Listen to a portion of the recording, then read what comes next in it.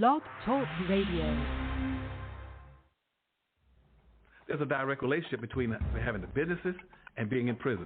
Go find see how many Asians you can find in American prisons. They ain't gonna be in there. But 51% of your prisoners will be black because blacks don't have any businesses and industries. There's a direct link. Blacks won't practice group economics. Blacks won't practice group politics. If you don't practice, you're setting yourself up. I told that 5-story building, you're setting yourself to get wiped out. Understand the nature of race, which is economics.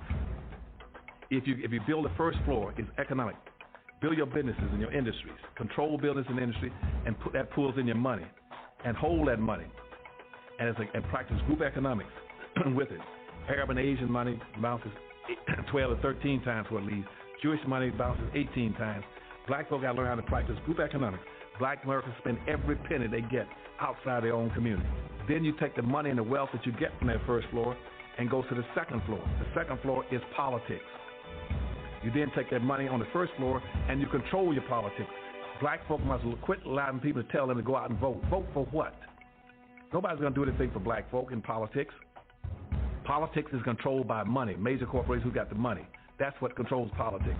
If you have no money, you have no say-so, you have no benefits coming. So you take your money and you control, and you take your money on the first floor, you buy every politician on the second floor. And any politician you can't buy, you rent or lease them to get what you need. Then once you get the second floor under control with the politician, with your money, then you go to the third floor. The third floor is the police department and the court system. You take your money from the first floor and your politics on the second floor, and you control the court system and the police departments. Then the fourth floor then is media. You then take the money that you generate off the first floor from business and industries, and you go after radio stations, TV stations, newspapers, and cable systems, so that you can now inform and communicate with your own people. Right now, black folk own and control less than 35 thousandths of 1% of the media in the United States. Out of 12,000 radio stations, black folk own about 75, 80. That's all. You own no cable systems. You don't have a daily newspaper. You have nothing of importance. You got about one black TV station. And so you can't communicate with your people. You can't inform your people. You can't do anything. You can have Rush Limbaugh and all the rest of the guys talking about racism all day long and bad-mouthing you, and O'Reilly. They can call black folk all kind of names all day long. What are you going to do? You can't respond. You can't communicate with your own people because you don't have an economic base. 51% of all the prisoners in the United States are black people. You only make up 12% of the population. That's no accident. It's because you don't control the economics and the politics. And they're going to go after the weakest people they can get their hands on to incarcerate them. That's the black folk. And what are you going to do in response to it when they over-incarcerate you? You're going to go out and have a march, a demonstration. We're going to march. March for what? Who cares? Marching, they never changed anything. Adam Clayton Powell, for the first time, was defeated. Charles Rangel won in a very close election. Within a few years, Adam Clayton Powell would contract cancer and die. If we must die, let us not die like hogs, and in some inglorious spot. What use is an extra year or two to the man who kills the time that God has given him? Much of the story of Adam Clayton Powell is on display here in this anteroom of the Abyssinia Baptist Church. But there are many parts of the Adam Powell story that you cannot see hanging up on the walls, mainly the ironies in his life. Isn't it ironic that Adam Powell was such a loud voice that few people would listen to? Perhaps if his loud voice had been heated on the question of police corruption, there may not have been a Knapp Commission. If his loud voice about government corruption had been heated, there may not have been a Watergate. If his loud voice against hypocrisy on Capitol Hill had been heated, perhaps Wayne Hayes and Tom Dodd and Earl Butz and Carl Albert and countless others might not have been caught in such embarrassing situations. Adam Clayton Powell represents still another chapter in a long story of black militant fighters against oppression and injustice here in America. He wasn't perfect. He had his faults, but don't we all? The point is, he was a fighter. If he did play, he worked harder than he played. Most of all, he was a fighter. As I know here, you're in trouble, where it says about 30% are unemployed. That's why I'm working hard to get this surplus food here. Some of you say to me, well, I'm not like you. I'm not a congressman. I haven't got education.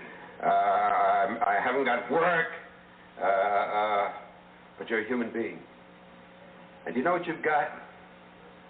You've got in your hand the power to use your vote and to use even those few cents you get from welfare to spend them only where you want to spend them.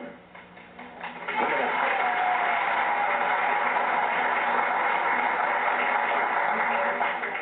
A young slave boy stood one day before the greatest ruler of his day. And God said to Moses, what's in your hand? And Moses said, Lord, only I've got a stick, that's all. He said, well, let me use what's in your hand. And God used that slave boy with a stick in his hand to divide the Red Seas, march through a wilderness, bring water out of rocks, manna from heaven, and bring his people to Freedom Land. What's in your hand?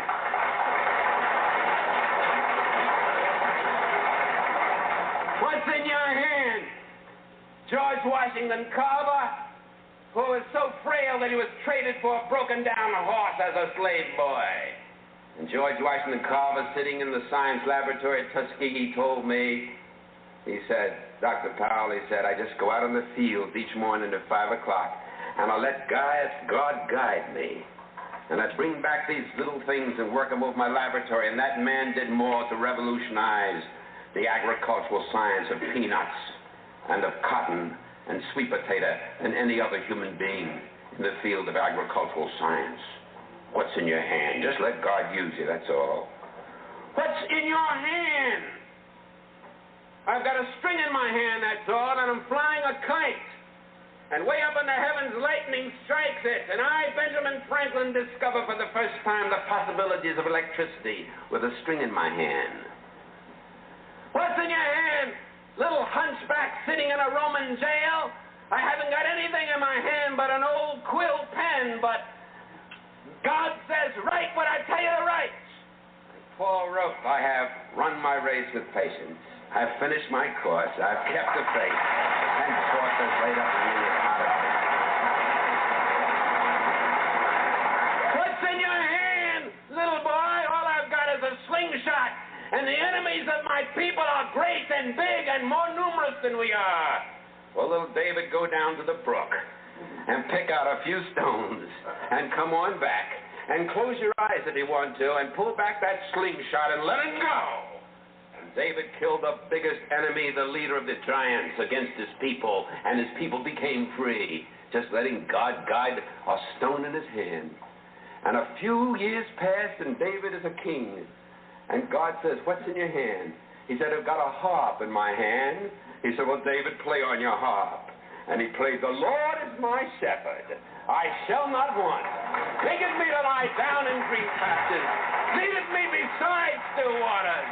Yea, though I walk through the valley and the shadow of death, I'll fear no evil. What's in your hand? What's in your hand? Man hanging on a cross.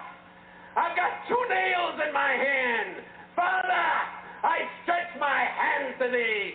No other help I know. If thou withdraws thyself from me, whither shall I go? And that man, with 2 nails in his hand, split history in half, BC and AD.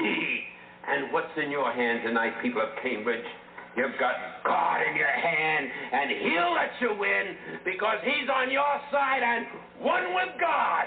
Always in the majority, so walk with him and talk with him and work with him and stick together and fight together, and with God's hand in your hand, the victory will be accomplished here sooner than you dreamed, sooner than you hoped, sooner than you prayed for, sooner than you imagined. Good night and God bless you.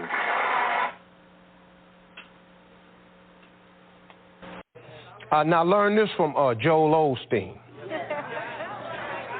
That's my man. He be texting me. That's my man. God done put some people around me, show me some stuff. He was telling this story. He said, this man that went to heaven, he was walking with Peter down this aisleway, and it was going down this corridor, had a lot of doors on it, and said all these doors had names on it. And he said, Peter, let me ask you something. What's all these doors, these names on? He said, don't worry about it, just go ahead. So he kept walking. And messed around, he saw one of them doors and had his name on it. He said, whoa. He said, hey, Peter, this here ain't got my name on it.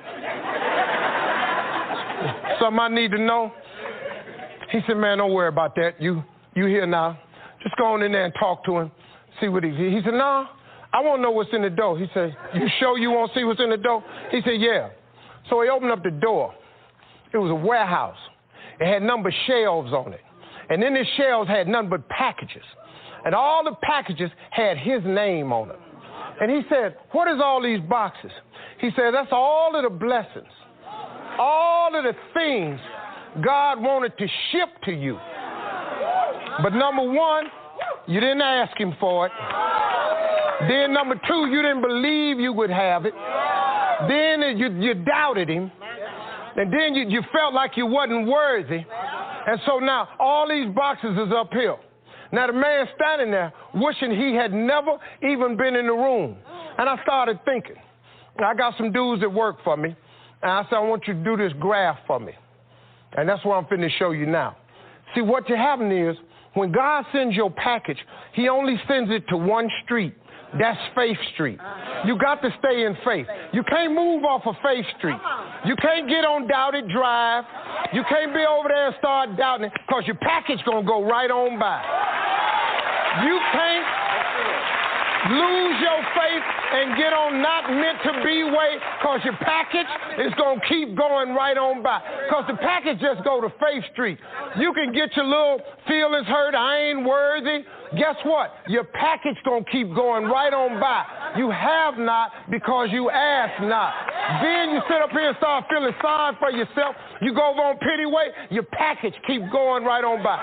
If you stay right on Faith Street, don't ever come off, because the blessing is coming. If you wait on it, here it comes. It may not come when you want it, but it's on time.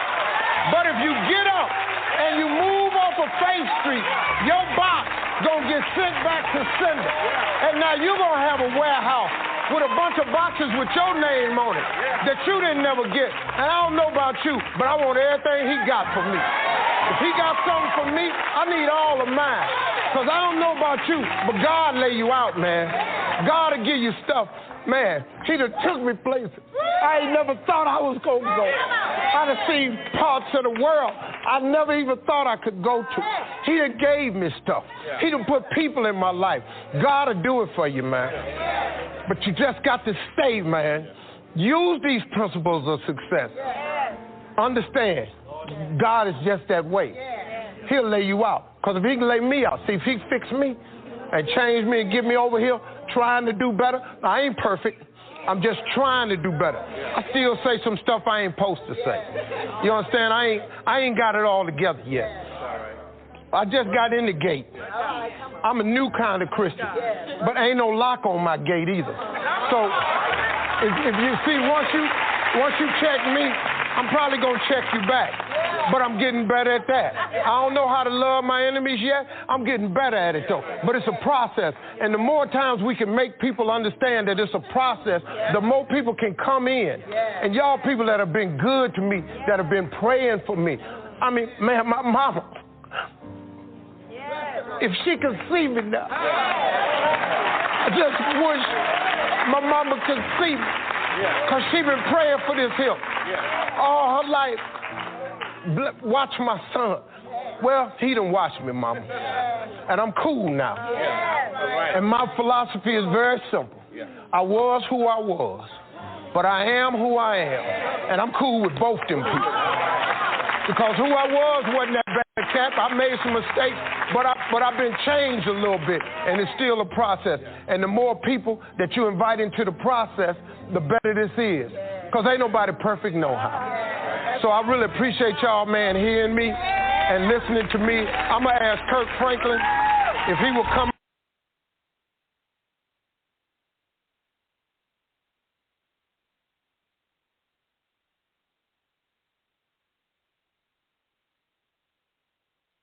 Well, hey folks, and welcome to Solar Cabin Channel. I've got a neat little project for you I call the Multi-Shack.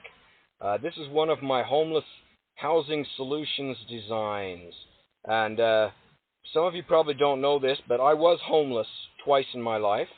The first time was when I was trying to get into college, and I had lost my job and was waiting for my college funding to come in, and so I had to live in my truck. I lived in the cab of my truck for almost 2 months while I waited for my college funding to come in. And then again later in life, when I got divorced and didn't have a job and was trying to get off grid, I lived for almost 2 years in a camp trailer. And you know, there's a lot of people that homeless people that have their pride. They want to maintain their independence. They don't want to live on welfare. They don't want to be caught up in the system. And you know, all they need is a simple shelter. You know, someplace to get out of the cold, to get out of the wind, to get out of the rain, while they get back on their feet. And so I know there's a lot of organizations out there that are helping the homeless, churches, nonprofits, and things like that. So I came up with this small structure design, which I call the Multi-Shack, because it has actually multi-uses to it. And it can be built very affordably. You can build this entire shack for under $200. And it is built on wheels. It can be put on either a 4x6 trailer, or you can build it on casters. Casters are a lot less expensive, but it still allows you to move this unit around. So you could store, you know, a bunch of these on a church parking lot, and then just when you need them, you can move them out to wherever you want the person to be using them. Casters are 4-inch casters. Each caster will hold up to 240 pounds, so they'll more than handle the weight for this structure here.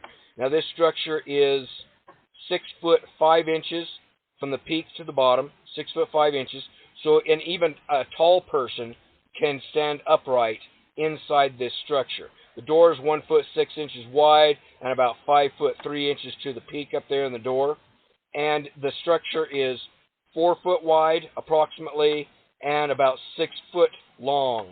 About 6 foot long by 4 foot wide, 6 foot 5 to the peak. And this is constructed very inexpensively from 2x4 framing, which I'll show you, and uses, I would use 7/16 OSB or plywood. Either one would work for the siding on this. Now, a couple of the features here. I show this with dorm windows. The dorm windows are actually optional. You don't have to put dorm windows. You can just go with a flat roof surface if you want here. I show this with wood shingles, or you could use just plain old tar paper and roofing shingles. Any type of roofing shingles would work on this. Show it with a little flower box there just for effect. And on the backs and the front, I show this with these round windows, like boat-style windows, or you could put square windows. Either one works. I just like the effect of the round windows, the look of those in there. This does have an access panel on the back. Down here is an access panel. We'll just open this up so I can show you. Open up, take this one off. There we go. Now you can see inside the access panel, underneath the seat and bed is storage. Lots of storage underneath here for a propane tank, one of those Portaloo porta potties, an ice chest over there you can see. Okay, so there's good storage. This is about 18 inches high inside here and about 4 feet wide inside. So the structure, I'll show this with the door open. Let me just hide this door here. With the door open, you can see I've got this set up. Right now I've got it set up for seating. During the day, this would be used for seating purposes. Okay? And I'm going to pull the side roof off here so I can show you inside. But this has a very nice space for a person that maybe is going to school or working, or just the table can be used for eating or whatever. So you've got approximately 6 feet of space on the inside here by 4 feet wide. And this table is actually part of the bed platform, which I'll show you. You just pull the 2x4 out, put it in one of these slots. It's in this 2x4 here. There's another one on the other side.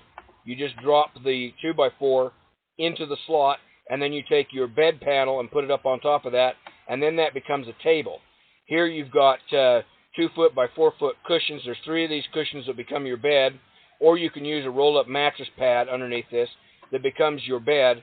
But during the daytime, it becomes seating. It becomes a little mini couch in here, 4 foot wide. And now you've got a space for a student to do their studies, their work, or for having your meal, or if you're working on a hobby or a craft or something like that, you've got this nice little space. When you need to get out the door, you just lift the table up, put it back, put the 2x4 back in the bottom slots, put the table down, and, then you turn it into a bed. And I'm going to show you what it looks like as a bed, too. So, good headroom in this. I really like that it's got a very good space. This is an average person, 5 foot 8 inches tall. You can see you've got lots of headroom here. You've got these nice dormer windows, which would give you lots of light, and also gives you a little bit more headroom up in this area right in here. A 6 foot person could stand up in the middle of this quite comfortably. 2 people could actually sit side by side on this couch, or you can put in another. You could pull your ice chest cooler out, or someone could put a foldable chair on the other side here. So you could actually have 2 people sitting side by side or crossways next to each other here. So lots of space in this little place. So let me show you what the framing looks like on this first. And I'll just have to zoom in on this. Now this is all done with 2x4 construction to keep it inexpensive and easy to build. And then I would sheathe it with either 7/16 inch OSB or plywood. Either one would work. Now it's got a floor frame, as you can see, made of 2x4s down here. Simple 2x4 frame, floor frame construction, and then your casters attached to the corners, not exactly in the corners, but they attach to the floor framing. And the casters have locks on them, so once you move this in place, you can just click on the locks and lock it in place so it won't be rolled around while the person is inside it. Now, this is the bed platform, and it has this back platform is 2 foot 6 inches wide, and it is permanently connected. These are 1 foot 9 inch wide platforms that can be raised up, and as you can see, these 2x4s right here, you put the 2x4 up in these other slots, and then you put these panels up on top, and they become either a table or a workspace. This one can go up here. This one can go on the end. It can go over the middle. So I gave you lots of options for the ways that you can organize this into workspace or living space as you need to use it. Very simple construction. It takes about 20 2x4s to build this. That's about it. And you're looking at about under $200 for all the material costs. And you could build one of these in a day. Seriously, you could build the complete unit in about a day. And now I'm going to show you on the inside how this can be used as a bed and also as a small business. So I'm just going to click off this. Okay, now I show this with the bed down, the door open so you can kind of get a peek inside here. Now, this is an uninsulated structure. You really don't need insulation in a small structure like this because the human body puts off about as much heat as a 90-watt light bulb. So in a small structure like this, your own body heat will actually heat it up. And for sleeping, you can either do these pads like this as mattress pads, or you can just get a sleeping bag pad or even an air cushion pad to go underneath it. A sleeping bag pad would work fine because you can roll it up and use it as your seating. And a good heavy-duty sleeping bag would be all you would need in order to sleep very comfortably in here. As long as you don't have the wind blowing on you or the rain drenching you or snow piling up on you, you'll sleep very comfortably in a small structure like this. Your own body heat will heat it up. You could add a heater to these, but it really isn't necessary in these small structures. So I'm going to pull off the side roof, and I'm going to show you how much space this has inside it for a bed. It actually has a very nice bed that will sleep either 1 or 2 people. Pull this off here. Just hide this. Now this has a 4 foot wide by 6 foot long bed. So even an average person can sleep in here. Even a tall person, fairly tall person, could sleep in here comfortably without being cramped. And it's 4 foot wide, so that's a very wide bed that will actually sleep 2 people. 2 people could sleep in this space. All right, and it's 6 foot wide, and it's 4 foot wide and 6 foot long. This person I show in here is about 5 foot 8 inches tall, which is average height for most people. And here you can see the slots I was talking about. These platforms, which I'll show you. I'll take the bed off now. These two platforms are removable with 2x4s underneath them. You just take the 2x4, you put it in the slots that go across here, and then put these platforms up on top to make your table.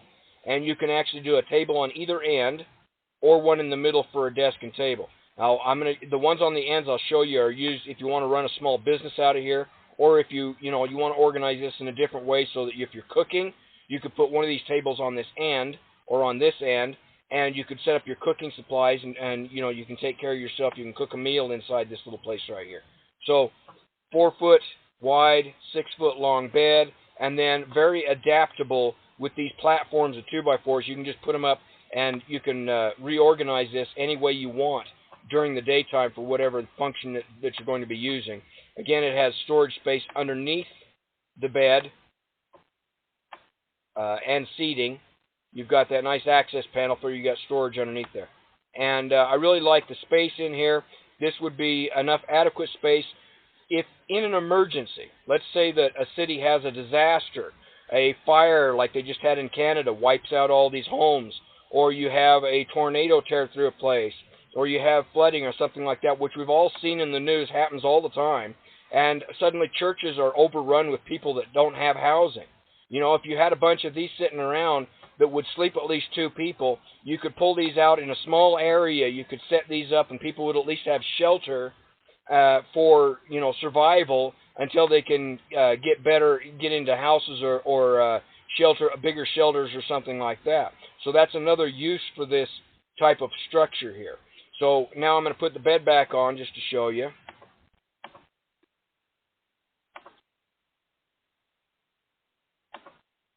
And again, you can see this has really nice dormer windows.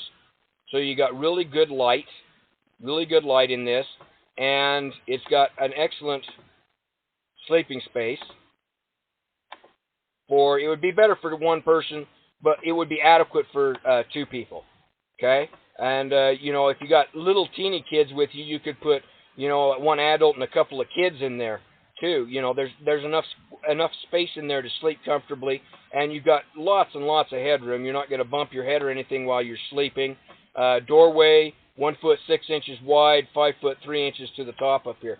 So lots and lots of good space in this. Now I'm going to show you how this can also be modified to be used as a small business.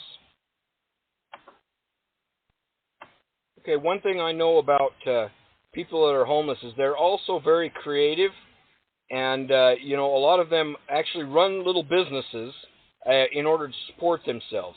A lot of them do recycling. They recycle cans and bottles and other stuff like that, or they pick up small appliances and stuff that they may find on the streets, or books or pictures or whatever, and they resell them, and that's how they support themselves. A lot of them are also very crafty people. They may make jewelry, or they may make wood crafts or something like that, or they may be artists. And so they have a way to support themselves, and so I think we ought to encourage that, because that helps them to develop sustainability. Not everybody is equipped to work in the regular workforce. Some people just aren't, but they're very industrious and can support themselves with a small business. And so I thought, well, this shack could also be used for setting up a small business. So what I did is I made this so that the window here can be hinged up, and I'll show this. The window on one of the dormers, or both, can be hinged up out of the way.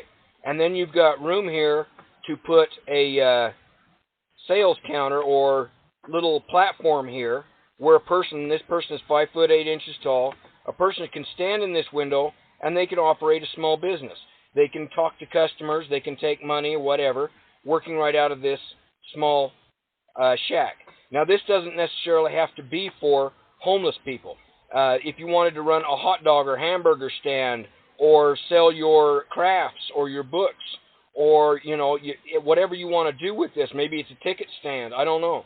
This little shack could be very useful for a lot of different purposes. That's why I call it a multi-shack, is because it can be used for many different purposes.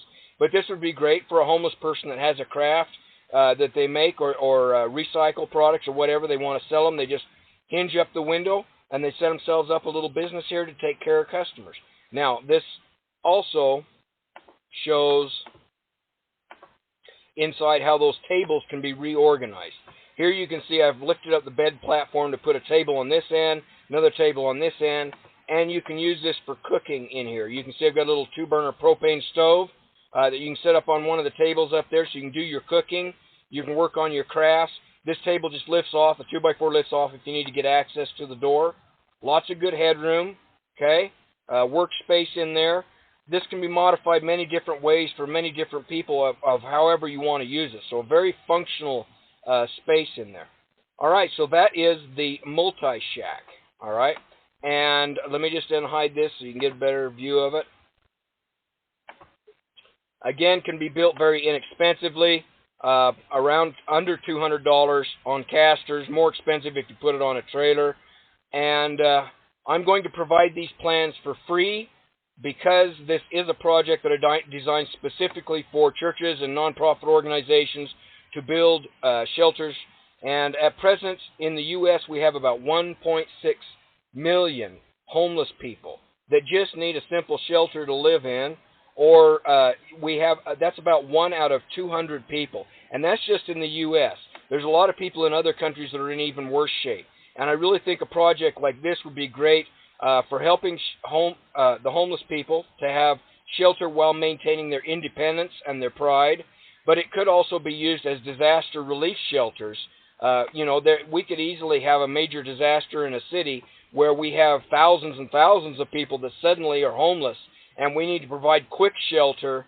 These would also work for that. It would be big enough space for 2 people to sleep and, to take care of their basic needs. And that's what this structure is about.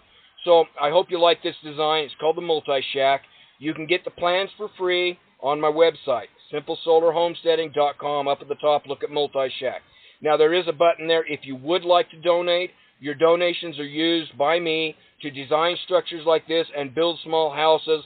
I work with a lot of homeless people that don't want to be in the system, that want to build their own off-grid cabins and houses and places like that. I help them with designs and building those projects.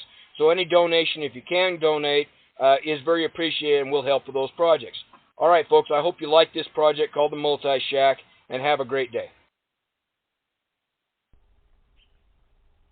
Hi, folks. In this video, I'd like to talk about how to have a home with no house payments and no monthly utility bills. You may think that's not possible, but I do it, and lots of other people do it as well.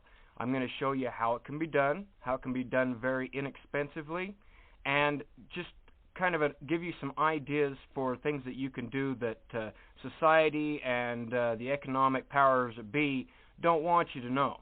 So stay with me for a second and let me walk you through this. First, you need some land.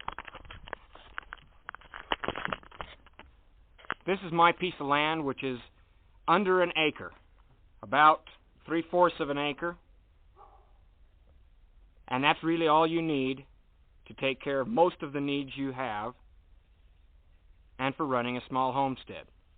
Now, I was lucky enough to get this piece of property from family. It was willed to me when my father passed away. But I have also purchased small pieces of property like this for under $400. I have an acre down in Arizona, near Show Low, Arizona, that I purchased for under $400. I have 5 acres near El Paso, Texas, that I purchased for under $700. So it's very easy to find a piece of land if you do some looking around. eBay is a good source for finding land. Tax sales are a good source for finding land. Family members may want to sell off a piece of land. Go around looking in rural areas, and maybe you'll find a farmer that wants to split off a small piece of land and would gladly sell you one. You don't have to spend a lot of money on land. Okay? This is land that doesn't have utilities run to it. It doesn't have a blacktop road that runs into it or driveway. It's rough land. That's what you start with usually if you want to buy a small piece of land that you're going to homestead on. After you have your piece of land, then you're going to have a house. You can have a big house like most people live in, and you can pay a lot of money for it and have a mortgage and be a slave to the system for another 30 years, or you can decide if you'd like to build a smaller house like mine. Paid for with cash. This is my solar cabin. The cabin cost me $2,000 to build. That does not include the doors and windows, which I salvaged off of a trailer that was being torn down. For the cabin, it cost me $2,000. It is 14 by 14. Downstairs is living area, dining area, bathroom, kitchen. Upstairs, I have a loft, bedroom, and an office. In my other videos, I take you on a complete walkthrough of this cabin, so watch those if you want to see how the cabin is as large as it is and functional on the inside. Up there on my roof, you see my solar panels. That's a 350-watt solar system that provides all of my electricity needs for lights, TVs, water pumps, all miscellaneous gadget, laptop TV, run my vacuum, and everything else off of a 350-watt system. That 350-watt system cost me under $3,000. $2,000 for the cabin, $3,000 for the power system of solar electricity, and I use propane. I have a propane tank in the back of the cabin, and I have a propane furnace, fridge, stove, and on-demand water heater, and those cost me just about $200 for an entire year. And we have cold winters here, folks. Under $200 for an entire year for all of my propane. That is the only utility bill I have. I do not pay for electricity. I do not pay for water because I drilled my own water well. Before I drilled my own water well, though, I hauled water in. But drilling a water well on a piece of property is not that hard. You can either do it yourself or hire somebody to do it. So I have no monthly utility bills. I have a house that's completely paid for, and I have freedom. A freedom that you can't get when you're under the pressure of a mortgage and utility bills. I want you to take just a minute and think about what you could do with your life if you had no house payments and no utility bills. And I'm telling you, it is completely possible. I'm not going to go into any details of how to get out of the house that you're in. You're going to have to figure that out and talk to some professionals for some help that way. All I'm here to do is tell you it's completely possible. Now, some of you are looking at the cabin and saying, yeah, but I couldn't possibly live in anything that small. This cabin was designed specifically for additions to be built on any of three sides. As you can see, the cabin has no windows on any of the three sides. There is a window in the back door glass. The sides are 14 by 14. The cabin was built to have shed additions built on all three sides. This cabin is 400 square feet approximately inside with 200 square foot footprint. When you add on additions, you could add on an additional 400 square feet on either side and off the back, giving you anywhere from 800 to 1,200 square feet. The great thing about building a small cabin to start out with, though, is it gives you a place to live when you build on your additions. And that way you can wait and live very cheaply without any house payments or utility bills. And then when you have the money, you can build on the additions to expand the cabin. That's very good for us. And now, an exclusive first look at the upcoming documentary, 7 a.m. Because true economic science is a branch of military science. War and money go hand in hand. Most wars are fights so people can make more money, and war is money. That means what? That the European American is not about to prepare black children to compete with his children for control of the economic sector. It's not going to happen. So if black people want this science, we got to teach it, we got to study it, and we're going to have to make some mistakes in perfecting it because we're still babies in the water of global economic commerce. As African people, we are financially illiterate. So we should not be surprised that we're so economically backward because we were never taught how to be economically forward. Our education in America has not provided or prepared us to be able to compete with Europeans economically. The historically black college was designed to do what? Teach you how to work for white people. Public schools, charter schools, parochial schools, independent schools. What is the purpose of education in America for black children right now? To teach them how to make a living working for white people. But I don't want the kids coming to my school to be going to class thinking that I'm learning this so I can go and get paid by a white person. They're going to be empowered to start their own business. When they leave that school, they're going to go into business. And why do we need our people to be self-sufficient? Because when you're not self-sufficient, you can't speak your mind. One of the biggest reasons why black people have been so cowardly in the post-civil rights movement, not standing up for ourselves, standing up for our children, standing up against police brutality, we're scared to lose our jobs. We have to work. We got kids. I can't talk about the racism on my job. I might lose it. So the reason why we're not speaking our mind is because we don't have economic freedom. As Mr. Garvey said, Marcus Garvey said, that a solid racial program must be built on a solid economic foundation. Show me your economic condition, and I'll show you your political condition. The political economy of the black community rests on the premise that because they do not make their own money, they are enslaved to Europeans. And as a result of that, they will never be able to do what needs to be done to carve out a future for their children, because the hand that pays is also the hand that rules them.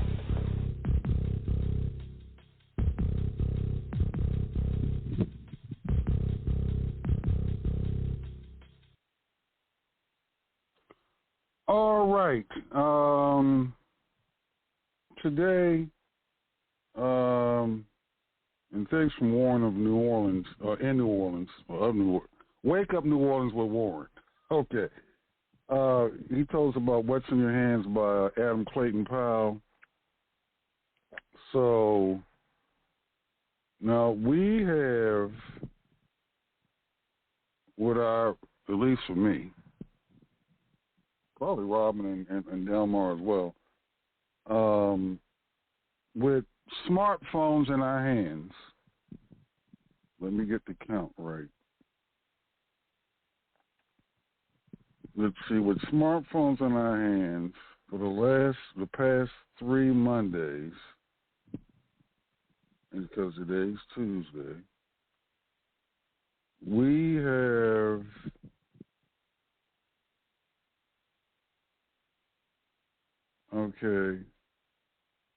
we've gone from 8 hands to 10 hands. Then in the following week, last week, 22 hands. And last night we added on 10 more hands. So that's what 10 and 10 is 20 plus 22 more hands last week. That's 42 plus the original. So we're up to 50 hands. 50 hands, so let's do it again on 9 Friends. Say some shit to y'all that I seen yesterday that made me smile, but it hurt me to my heart. There's a house next door to me that's been abandoned, and the yard, the grass high as hell and everything. There's a couple of abandoned cars out there beside the house. Well, yesterday I get off work about 7 o'clock. A Mexican guy pulled up. He said, "These your cars?" I said, "No."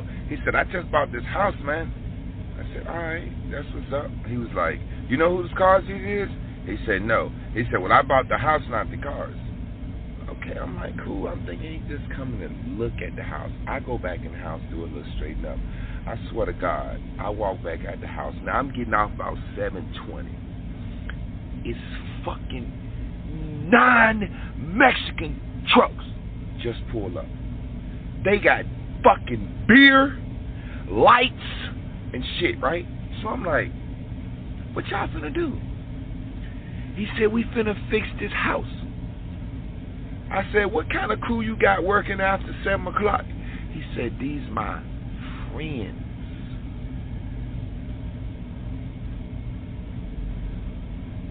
The fucking house is fixed this morning.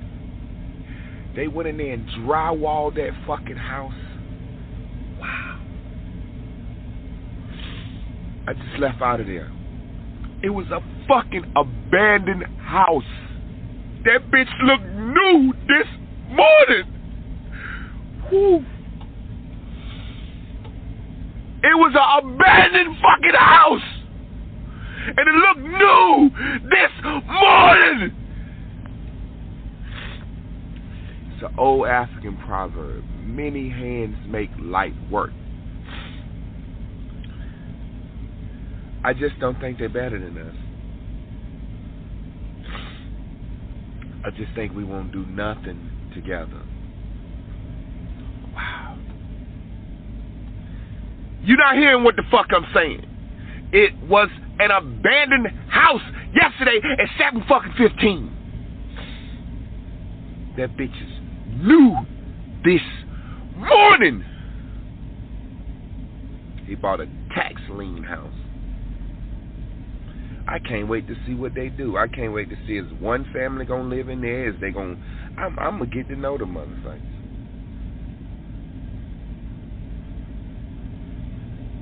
You best believe me, when I make some money, I'm gonna do it. I'm gonna bring us together, and I'm not fucking with a lot of people. All right, so we're working on our version of what I call Nine Hands. We have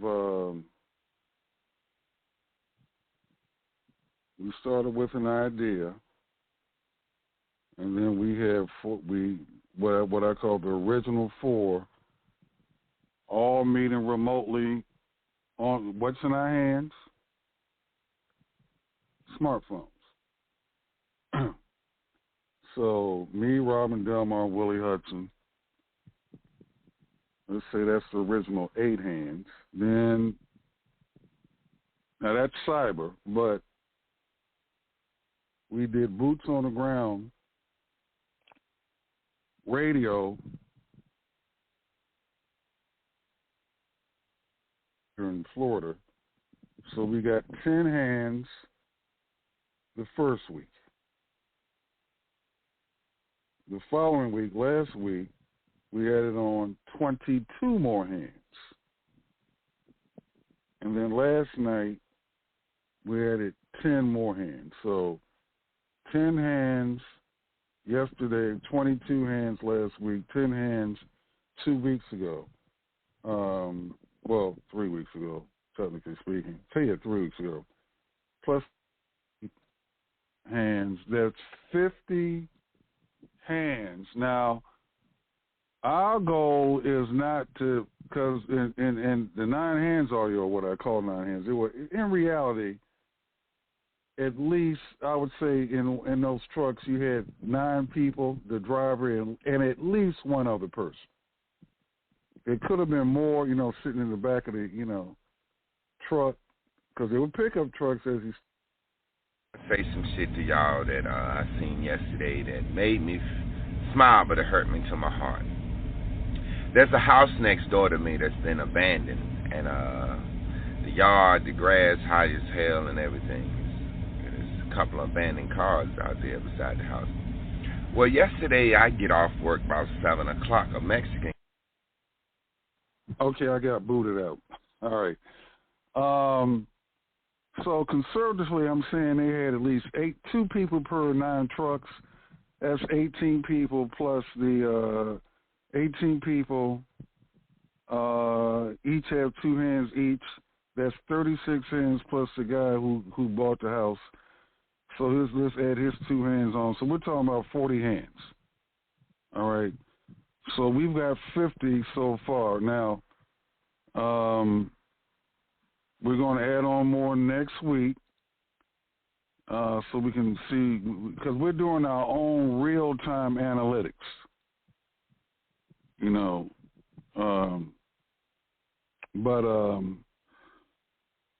But what we're doing is they renovated a house that already existed that's been sitting there. What we're doing is we're creating from scratch. That's what we're going to be doing with our hands, creating from scratch. So, now we've got a few hurdles to get through, but hey, that's all part of the fun of it. Robin or Delmar, either one of you there? Yes, I'm here. Delmar is on the line as well. I don't see them as hurdles at all, because we've been I call them identifiers, revealers, if you will. Okay, right. Because we've been able to immediately make some observations, and we've grown and expanded every single time. And that's true.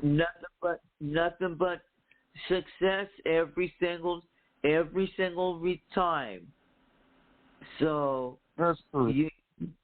Yeah, that's what I say. Right. Well, we're up to 50 hands so far.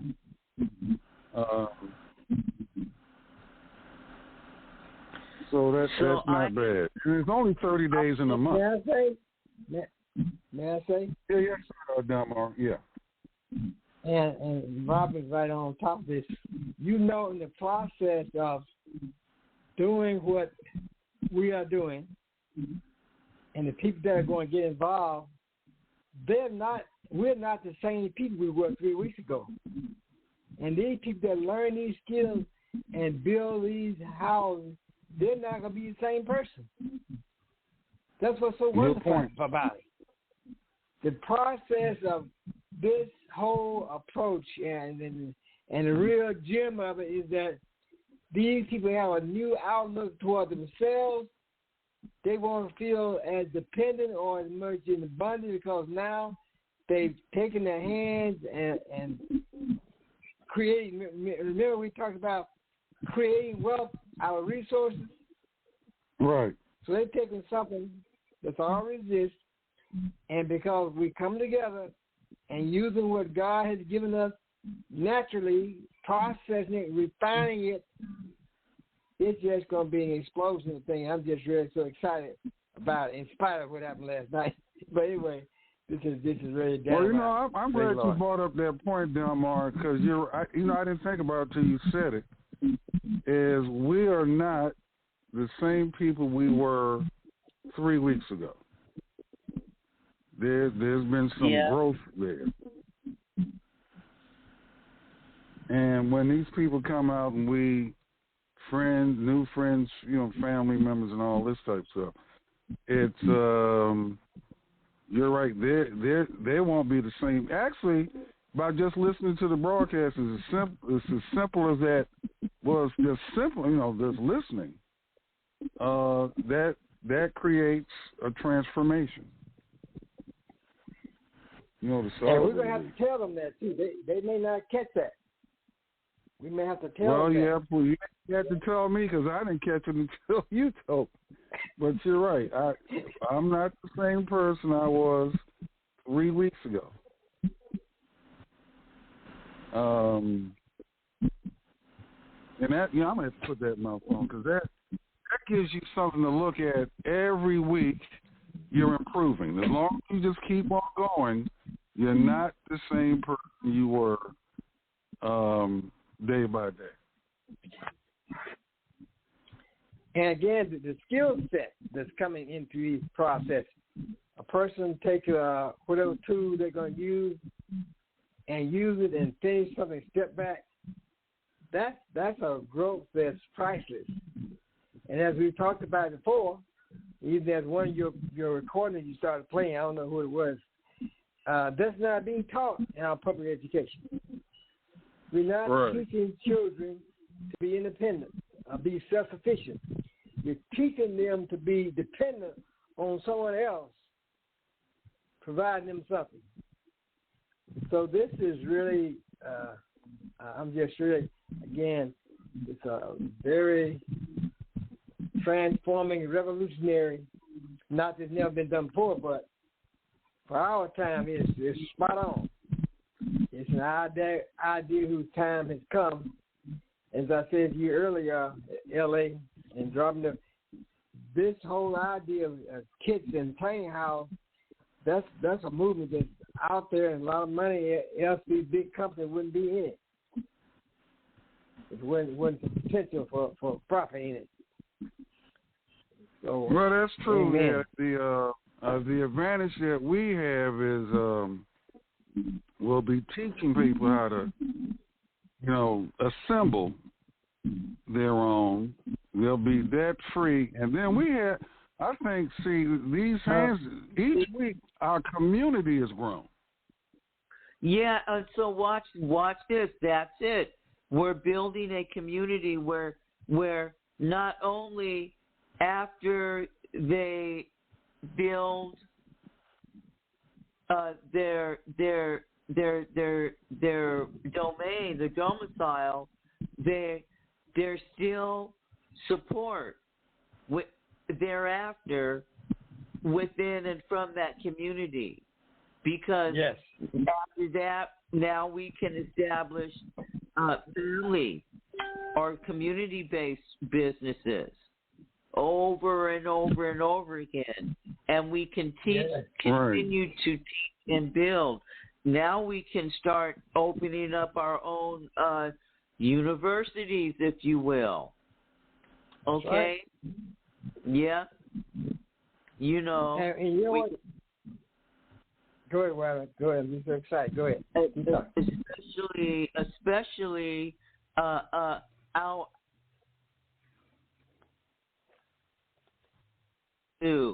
When you come out to the meet and greet and build, bring your children. Okay, baby. You read my mind. Perfect. You read my mind, cause here in Memphis,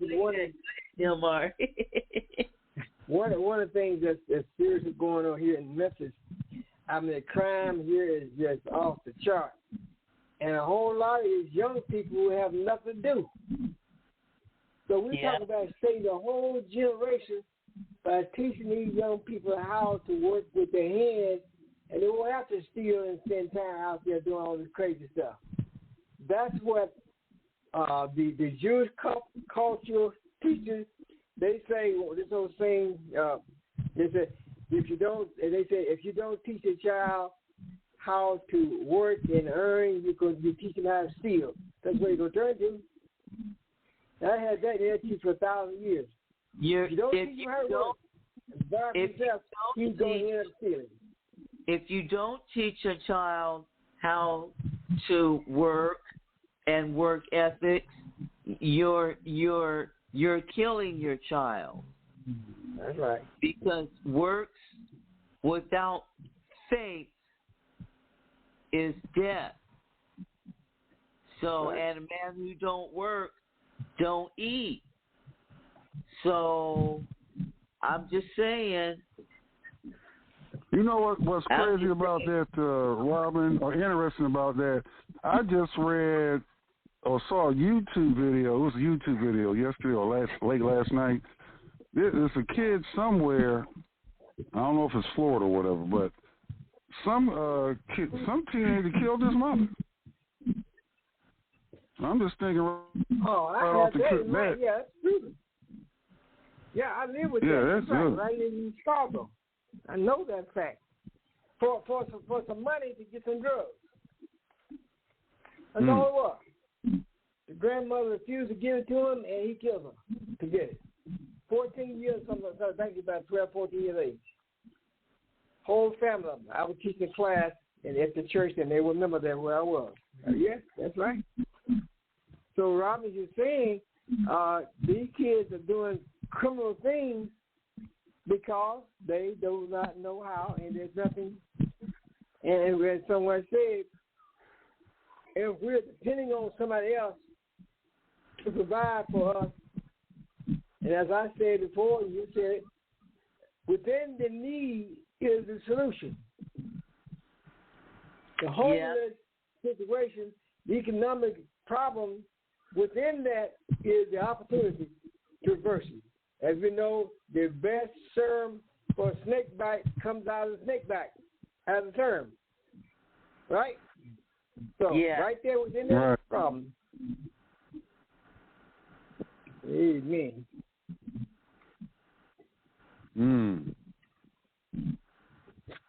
Well, I'm still processing. I'm not the same person I was 3 weeks ago. Hey, Robin, you got to go out and buy a new hat. His hat don't fit no more. Okay. Maybe your shoes don't either. Go get a whole new wardrobe. What's wrong? My stuff don't fit anymore.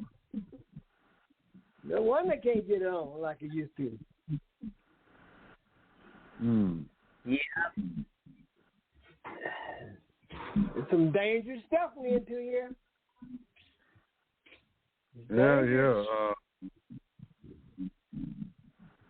Oh, Robert, now you set up a group on Telegram? On Telegram? Yeah. Yeah. And I'm so we'll be giving that link out. I'm giving it out to you. I'll send it to you, Delmar. And okay. And then we can also give it out on the radio. Okay. Oh, I joined. Yep, I just joined. Okay. Thank you. Now, Robin, for those who don't know, and I had the app on my phone, but I've never used it thus far. Tell us what Telegram is. Telegram is a messaging app. It's a secure messaging app that we can create our specialized and dedicated groups to communicate all of our information in. Does that make sense? And so I will send out invites to everyone. I'll have you send me the list of phone numbers. Okay. And then I will send out the invitation to everyone. And then this is where we will let everyone know, hey, the next meet and greet is here, blah, blah, blah. Hey, if you got a pressing issue and you need a consultation with Robin Lynn, like that. And we can also announce contests and whatever. And it can take like up to 20,000 people. All right. Okay? All right. I get that. What'd you say, Delmar? What's so powerful about that? I'm sorry. What's also so powerful about that? We agreed that high touch better than tech, but tech gets the start. So the first part is people getting connected with the technology. But when we move it to the meet and greet in the hands that the touch the flesh, man, we going, something's going on, man. Yeah.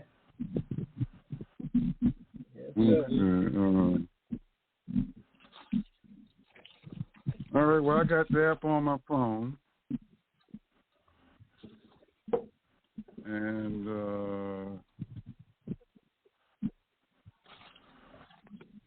I'm sending you the invite link right now, Dil. Okay. And if you don't have, you click the link. If you don't have Telegram, it should install for you. Or you might have to install it, okay? Okay.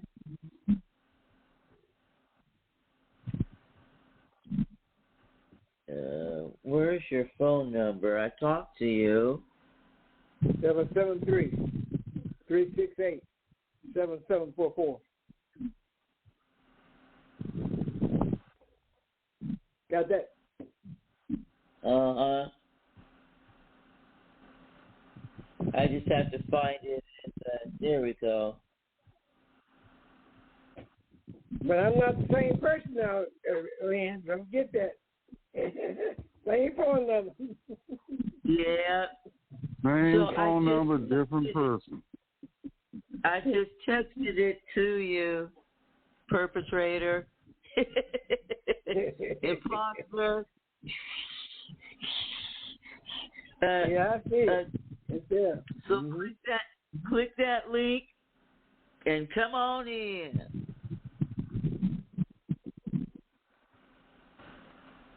Yeah. It sure is. I'm thinking about what's her name, Harriet Tubman, who legally was born a slave and Then one day she decided, I'm not a slave. And she acted accordingly. So, you know, it's what he said, we're not the same people. It comes down to making a decision and then taking the action steps. And they don't have to be big, gigantic steps. It's just like for each one of those broadcasts we did, which they're an hour long. So, but we've noticed improvements or things that we need to improve upon or things we learned. And just, okay, well, this worked this week. Let's try, you know, so just like from last night, you know, so we're not the same people. We're better versions. And this is that. Remember, this is God's business.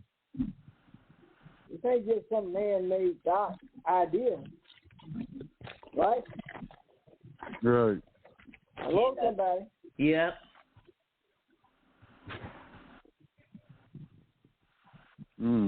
Yes, sir. Well, let's see. There's more going on than meets the eye. Well, that's true. That's true. Any other announcements from either one of you? Because, like I said, I'm processing the improvement. You know what? That's a revolutionary thought. How you can really turn your life around or move forward or get through anything by realizing, you know, as long as you keep on moving, particularly in a positive direction, you know. Well, Robin, you did it. I mean, one day you decided when you were homeless one day, and then the day you decided, I'm not going to be that Robin anymore. I'm going to be a new Robin. That your transformation happened. Yeah, it was simply this.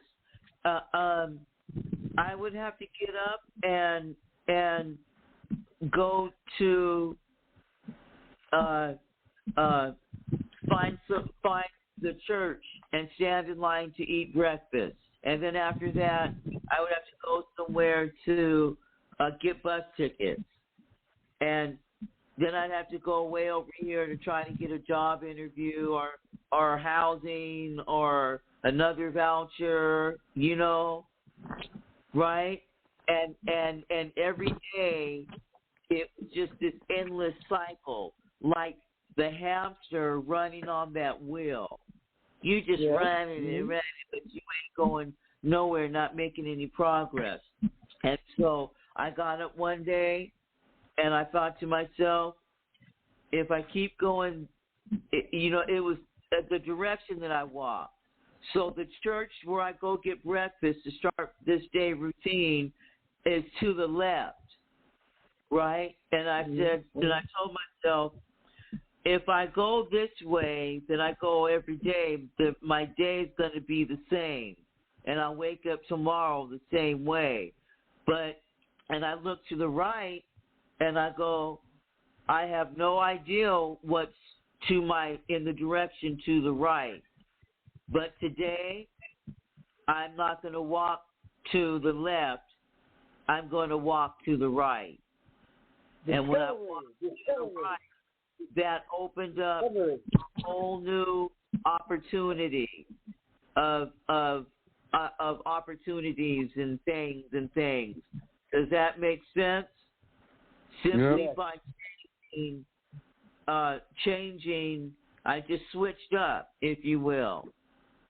Yeah, I had no idea what was going to be coming that way, but I just knew that was my only way of making some sort of difference, some sort of change. I had to do something different, and the first thing was make a decision to think differently, to change different. See, so as the man thinks, so is he. That's why you cannot allow yourself to become bored or idle. Don't do it. It is dangerous and will lead to your destruction. Don't do it. It's stupid. Don't do it. Just saying. Most of you, Robert, not taking your thunder because that's a story you just repeat many, many times going forward. But most of you probably heard of the comedian who's been Phyllis Diller. She was white. She was blonde, I think, but she was a comedian. Told a lot of crazy jokes, had a fun laugh. Phyllis Diller. You remember her? Yes. Who now? Oh, yeah, Phyllis Diller. Yeah, I remember her, yeah.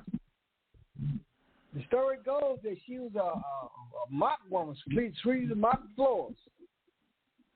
She happened to read a book entitled The Magic of Believing. The Magic of Believing. The Magic of Believing. She changed her whole life. Yeah. Story. Yeah.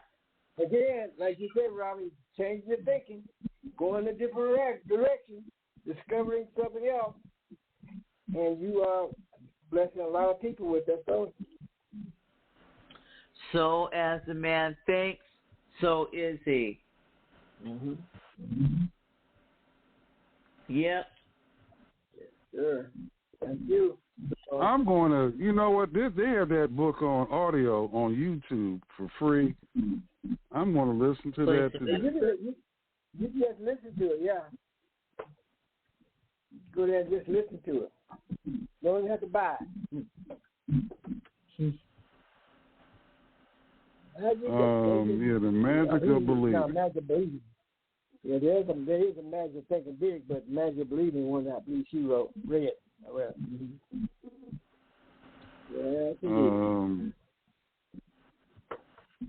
well, the thing now, speaking of the magic of thinking big, so we've been doing 1 hour a week, Mondays.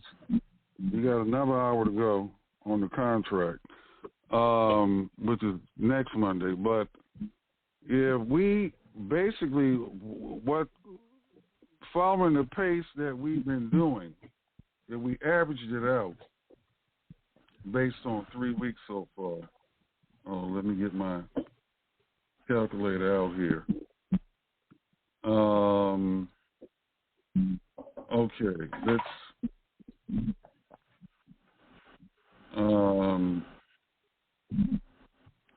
I'm gonna just be conservative. 5 calls a day. And we do 20 shows a month. In other words, we're on Monday through Friday for an hour. So that's 25. We grow, our community grows by 25 people per week, 100 people per month. In the course of a year, 1,200 people will be in our community. But we got to hit it Monday through Friday in order for that. And this is boots on the ground people. These are people that you can see face to face. And we have high touch activities, such as building or growing food or both.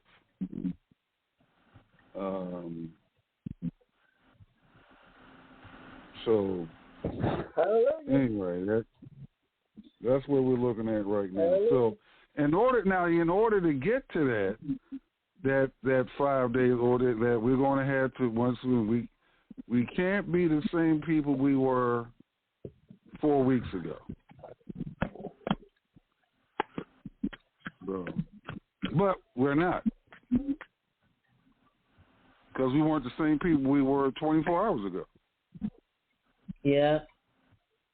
Just little subtle changes or improvements or whatever you want to call it on a daily basis. You know, so anyway. Right.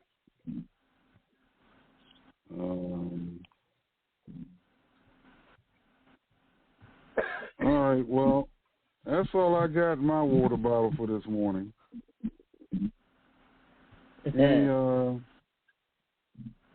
Is there anybody else out there with any current events, trending topics?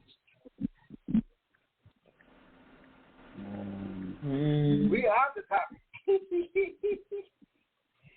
Well, I know one thing now. I've been fascinated also. Now, Delmar, you brought this up maybe 2 weeks ago, if not 3. The 7-day event. No, Jehovah's Witness. They, where they can put up a Kingdom Hall, and Kingdom Halls are not tiny houses. But with the proper planning, they can get those structures up within, depending on the particular congregation, 1 to 3 days. And they get them up debt free. They're debt free.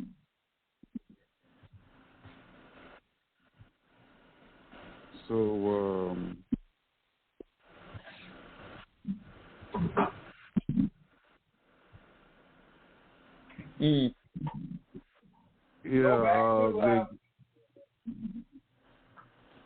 Go back to Genesis chapter 11, and that Tower of Babel.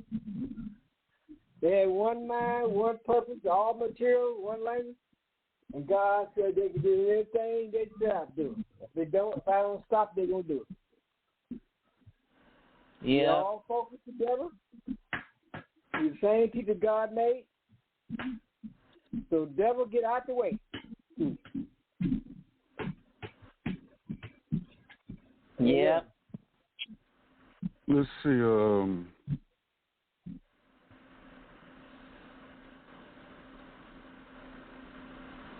Well, how many square feet? Well, the Kingdom Halls come in different.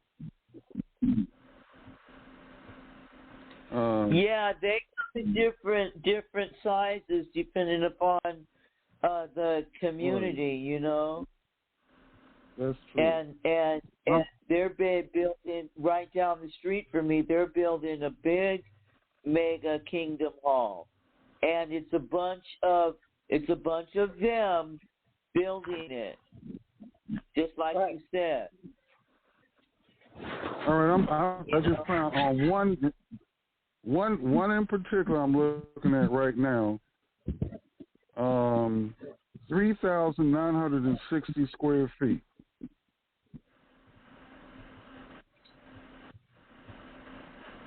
Mm-hmm. Another one, 2,832 square feet. Mm-hmm.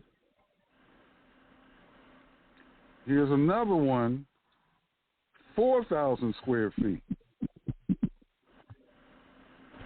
It's basically a big box, and then they put the components inside.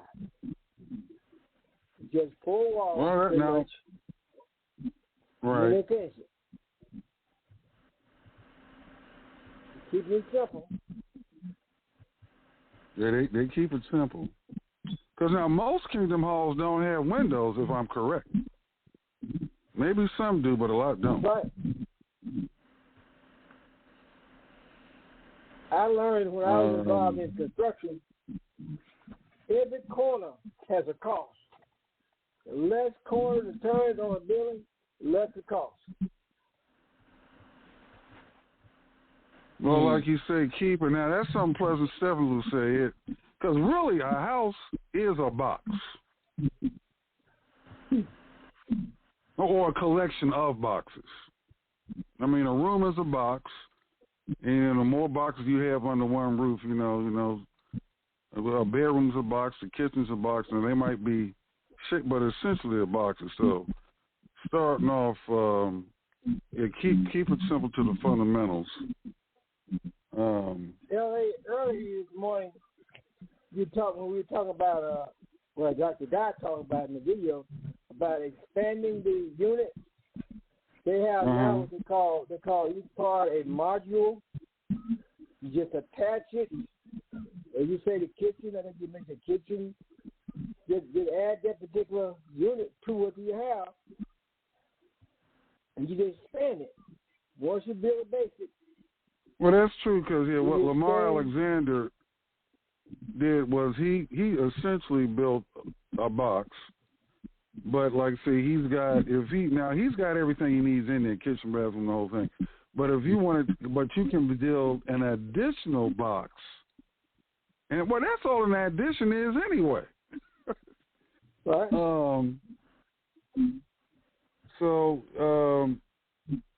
Well, that's what we'll be doing, boots on the ground. So we got a nice boots on the ground up in the 904 area code.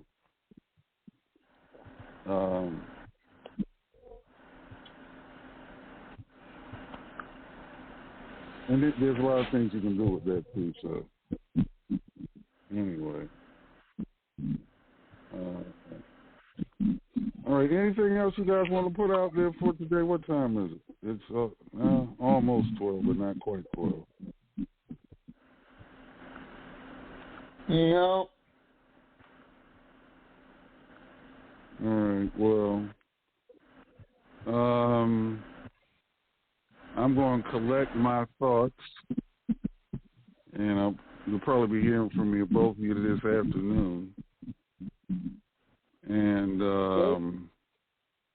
because we got next Tuesday, we have the first meet, greet, eat, and build boots on the ground session.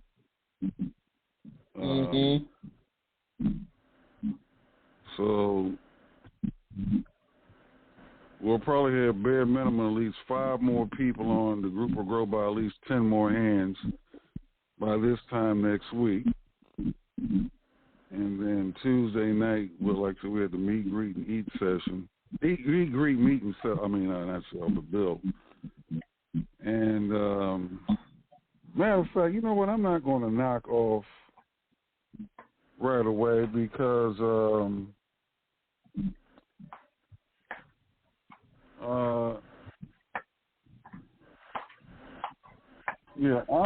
going to play. No, I'm not going to play that again. I'm not going to do that to you. Let me see. No, I'm not going to play that again. Robin, you and I talked about sweet spots as far as pricing. Yeah. $2,500. Have a cabin for $2,500. What's the highest sweet price point for sweet spots that in your opinion, that the average person that might, in the demographic that we're on, the demographic that we deal with on Monday night. Now we know this: they have jobs. Number 2, some have houses as homes. Some pay a pretty, over $1,000 a month rent, and seems like just about everybody's driving. They got a car or a truck. So, what would you think? And of course, you'll know more about them as the weeks go by. But what do you think is a sweet spot for them?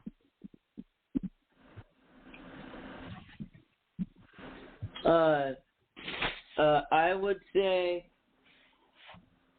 why is that not right? $5,000, easy. I was thinking that too. Yep, and in fact, $5,000 to $10,000. Yeah, I wouldn't go above 10. You come in, come in at 10 and below, especially 5. They're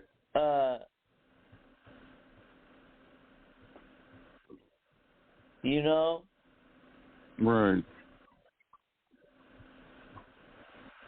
Hey guys, bring me in. I'm not sure what y'all think about. Oh, all right. Well, we were talking about now we'll be organizing building kits, and then also teaching them how to assemble those kits. of cabins like off the grid. We're going to be doing our version kit-wise of what, Lamar with the solar cabin and the project that we got. I got to get back with you guys within the next 24 hours on that. Where we're putting in 50 each. So we're looking at, matter of fact, let me get this out there now. All right, now, because when we're meeting these people, we're not meeting them as It's My House or DIY. Well, we're DIYers, but we're meeting them as Abiding Faith Housing Ministry. All right, so it's not going to cost them anything to attend, those sessions. But in order for us to be sustainable, in other words, keep the radio program going, pay for operating capital, because eventually Robin's got to fly out from where she's at. You're in Memphis, and then we had to sustain ourselves enough in Jacksonville so we can expand to Memphis. So we're looking at, okay, they can attend the basic, how to do this classes for free. But if they want to participate, but after the building's built, then we're going to sell the buildings or cabins or kits. Yeah. So at that point, people will form into susus, if you will, right? Or their families can get together, and then they can. We can form little groups of people that can build.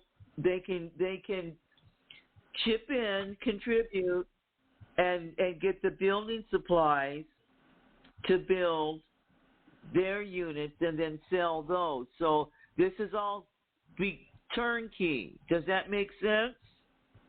Right. Matter of fact, I'm glad you brought it up. Now we've got, let's say, 50 hands so far. So if we divided them into like 5-member or Suzus, we can have like 10. In other words, we can organize 10 builds projects a week. Hold it. Let me add on to the time. Well, let me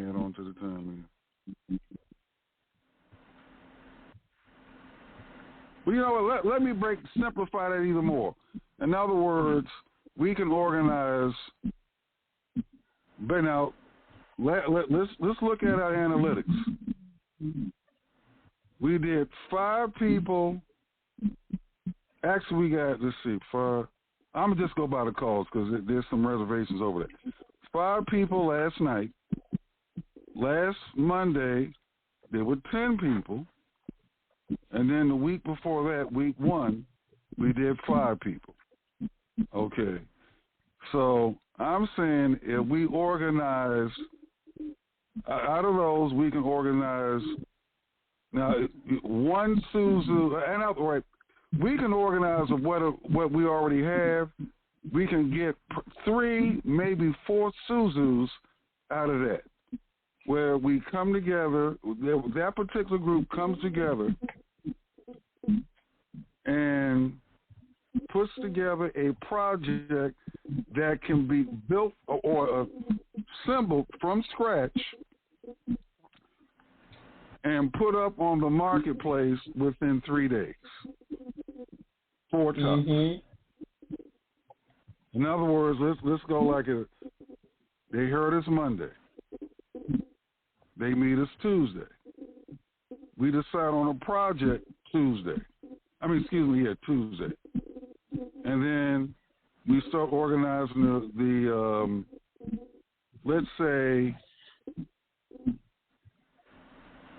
everything comes together on Saturday, and then on Saturday, even before it's being finished built, we can put it up online. Now, we can put it up online as a finished product, or you can watch this. You can put it you up can do online. it in real time. Listen, no, you can put it up online as soon as you form your groups, because people can take pre-orders. You understand? Right. When you watch this, if you go and hire a contractor to build you a home and do all this and all of that, you have to put money down up front before anybody does anything, correct? Right. Correct. So this is the same thing, just on a smaller scale. Does that make sense to you? We don't have to wait until we have the finished product. As soon as the people form the groups and say, okay, yep, we want to contribute and build and blah, blah, blah for selling, you can start listing your items for sale right then and there and take pre-orders. And when you take pre-orders, people can take a deposit, and then you use the money for the deposit for your building supplies.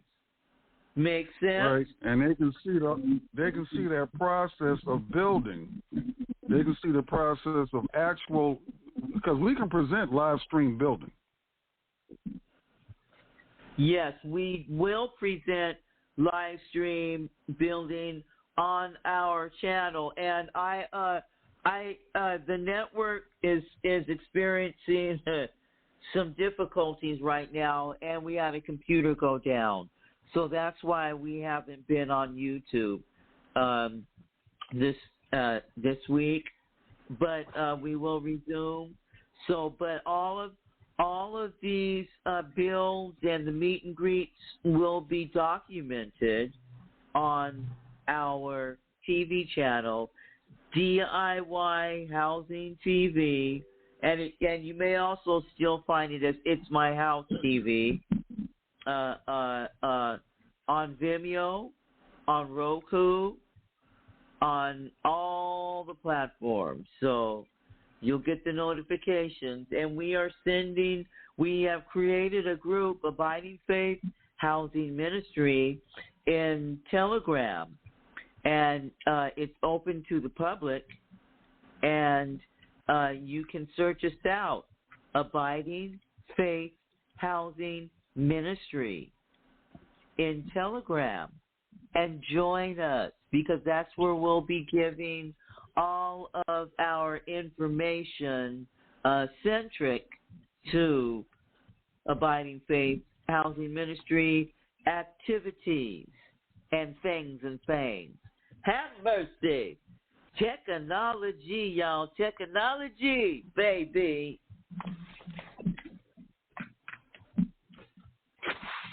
Okay, I'm taking notes while you were talking, Robin. Oh. Go ahead, Delma, I'm listening. I'm looking at some houses, property down here. I pretty much decide where. Anyway, and once I start feeding in the information on the internet, the realtor start, sending me stuff. So they were sending me some stuff this morning. I had never noticed, my first time, they're building these houses, and they're showing the picture of these houses under construction. And for the first time, they had on their investment opportunities. I had never seen that. Now, I'm not saying it hadn't been there, but I've never seen a house posted as an investment opportunity. That lines up exactly what we're talking about, what Robin's saying. They're not waiting for it to get finished for sale. They say you buy for yourself to live in, and you can buy it as an investment opportunity. I had not seen that before. Yeah. You just gave me an idea. Let's say we're building, and for some reason, nobody has placed an order. Then Plan B would be we take that structure that we've built and then present it as an Airbnb. Yeah, you can present it as an Airbnb. And another thing is also we need to partner with agencies in the community to resolve problems and issues. Anything for the greater good of the community. So watch this. The YWCA, they have a homeless and a housing program in a shelter, right? Problem is they don't have enough buildings to house the homeless people and the people in their structures, in their programs, right? So they go to them, and Lafayette said we need to make a newsletter and we need to do outreach and let people know in the community what we have available.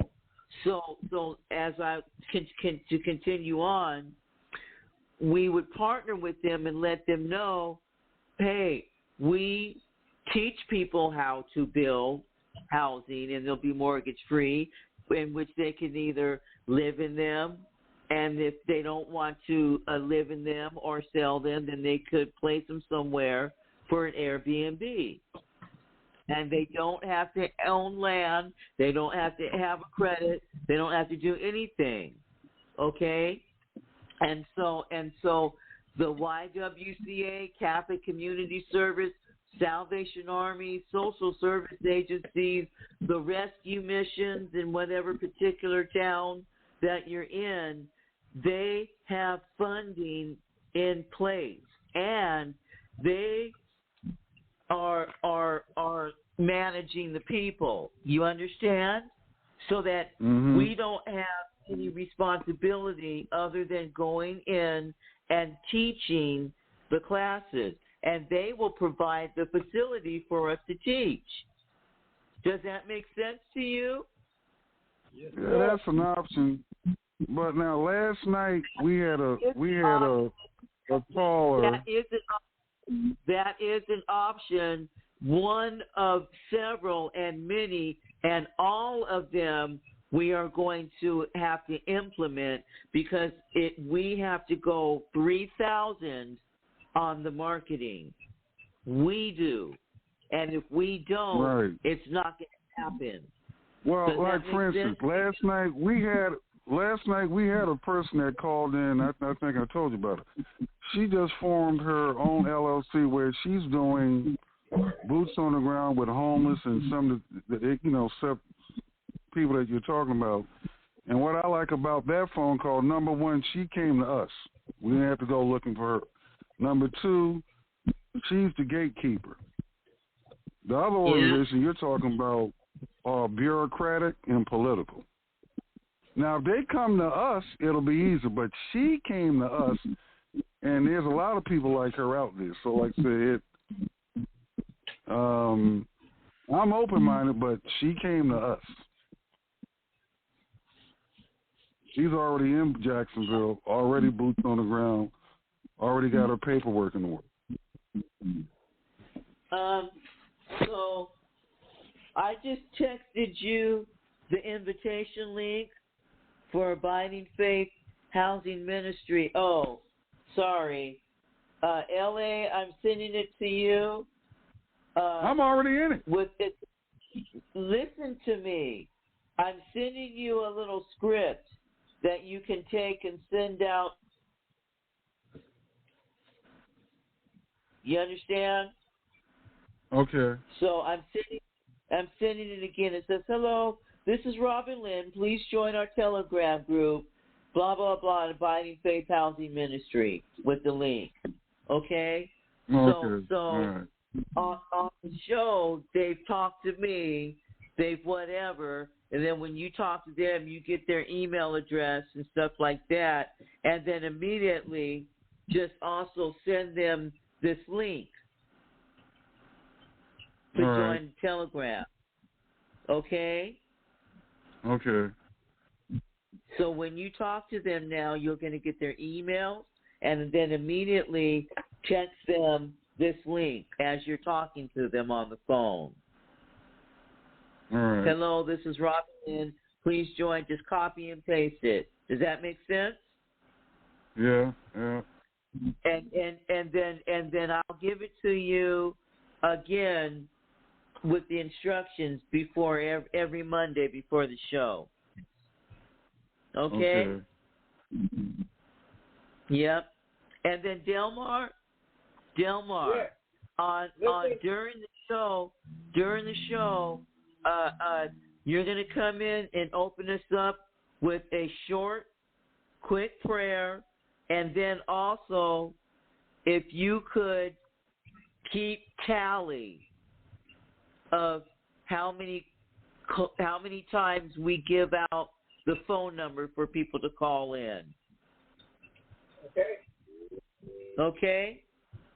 Yep.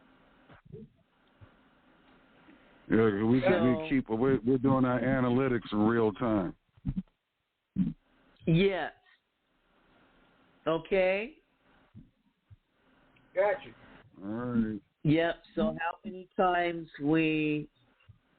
Delmar, so tell Delmar what we're going to be doing. Oh. No, doing, you got to get specific now. He didn't know about the gift cards in the contest. Oh, all right. But last night, Viata was on. So this was like, it was under the 10-minute mark, maybe closer to like 5 minutes left. So we hadn't hit our quota for calls, and then Viata came up and she has she's written a book on tiny houses because she's lived in two of them. She's living in one now. So she was a guest last night. So she gave a book giveaway for just 3 people, and as soon as the number was given out to get the book, we got like almost instantaneously 3 phone calls. And this was like right at the end of the show, and that helped us reach our quota for last night. So based on that, Robin came up with the idea. We're going to do some type of giveaway every program, and Robin brought up gift cards. So, if you go to a grocery store or Walmart or someplace like that, you see typically near the point of point of purchase where you're paying for your groceries and all that. They got gift cards for Applebee's, Cracker Barrel, phone company, all kind of gift cards. And gift cards don't really cost that much. $20, $25, something like that. If you get them a phone card might cost $50. A T-Mobile, if they got that. But anyway, so going back for old school radio, she suggested we have some type of and then when she gets it set up, merchandising, like Abiding Faith coffee cups, T-shirts, that type of stuff. A coffee mug is, who doesn't like a coffee mug? It's a practical giveaway. Right. So that's we're going to launch a T-shirt, a baseball cap. Right. What I'm also thinking, if we get some stuff like a tape measure and just put our brand on it or something like that, because they're going to need, if they're going to be building, they're going to need a tape measure. So, yeah, we'll be giving away something inexpensive, but it's got value to it. And it's part of the high touch. Well, and think about this. Since we're talking about construction or assembly, you're talking about hammer, drills, certain little tools that, like you say, you can get them inexpensive, but it's something that's usable and it promotes the idea that we're talking about. You're right, because some of these people don't have any tools. It's amazing. Now, let me share this with this podcast audience here. All right, we've done 3 shows on 3 consecutive Mondays. We've only had probably 4 men who've called and made a reservation to meet us boots on the ground, face to face. That is, it's about 4 men. Hold on, I'll look at the list. It's about 4 men, I think, total. 2 of those came the first week. We had 3 women and 2 men week 1. Then we had maybe 1 or 2 men last week out of, hold on, I'm looking at my list. All right. Week 1, we had 2 men. Week 2, we had 2 men. We had 2 men week 2. We doubled our callers on that week. And last night, all 5 calls were women. Yep. So, and these are women, a lot of these women, they want to learn how to build. They want to learn how to build a tiny house. You know, I've already questioned, I'm ready to get to work. This is coming from all women. And to those women, they have boyfriends, brothers, husbands, sons, fathers. Okay?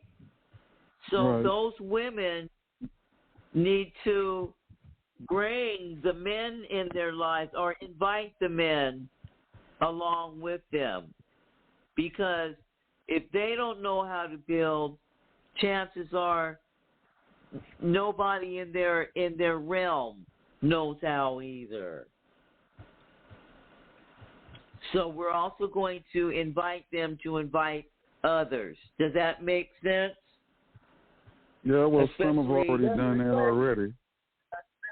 Their sons, especially the youth. Yeah, we need to put that out there next Monday. Yeah. Have the word family. You know what? That's a good word to use. Family. That's a good, safe, and politically correct word to use. We said this morning, friends, fans, and family. We already said that. Right.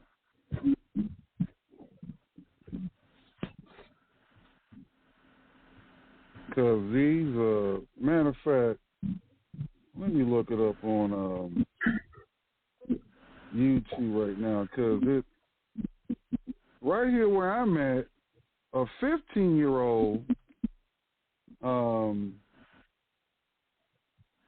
he just got killed. He was a 15-year-old gang member. He got killed. Yeah. So I'm thinking when I hear stuff like that, when I hear about a 15-year-old being part of a gang, and of course he's no longer here with us, I'm thinking, I bet you he didn't know how to build his own house, or even a dog house, or even a bird house. Yeah. I told you the number one problem, we're having a mayoral election. They elect a mayor of Memphis here next month, October. And the thing that all of them are accusing is crime. And the problem is gang youth crime. These young folks are out in the street all night long doing all kinds of stuff because they have nothing better to do, part of it. And no household leadership is nothing. Now, youth crime. If we don't give them something to do, they're going to use it and do something. Devil's in there. Okay? Right.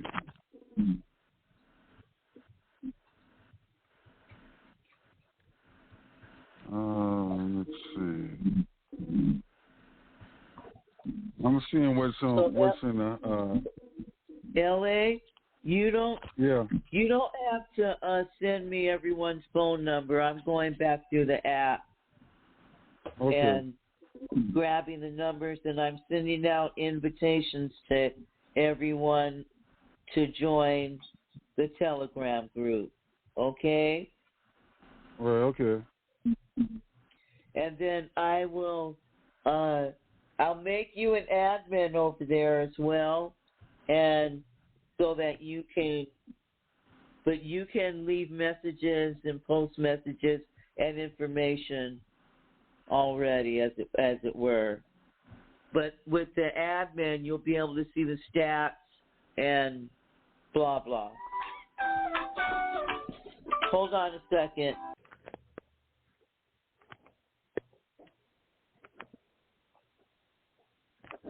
I mean, they got some.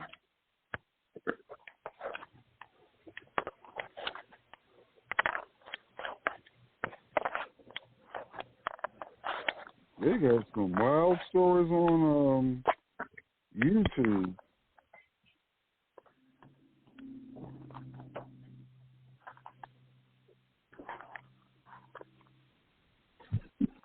Okay, I'm back. Yeah, they got some. Listen to some of these headlines, and this is on YouTube. 14-year-old faces felony charges after allegedly killing mother.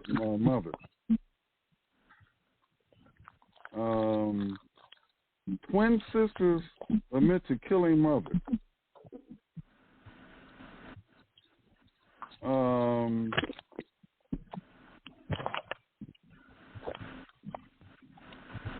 There's no social stories on kids killing parents.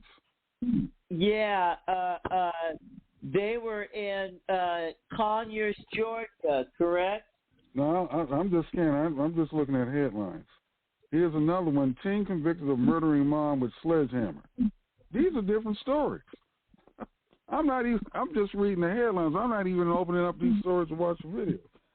So I'm just thinking these people didn't have a constructive outlet. Because I believe if you teach a kid how to build a house, or even a doghouse, at 12 years old, 10 years old, something like that, their self-esteem is going to shoot way up.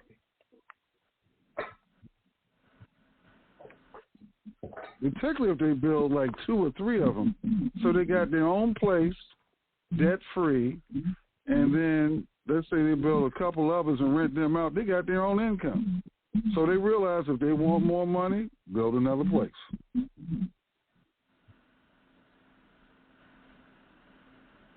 And this goes back to what I brought up this scripture last night, Ecclesiastes 11:2. If you read that, the way I paraphrase it is, you need whatever investment that you prefer. It doesn't have to be tiny houses. Okay, you need to have 7 to 8 of them minimum.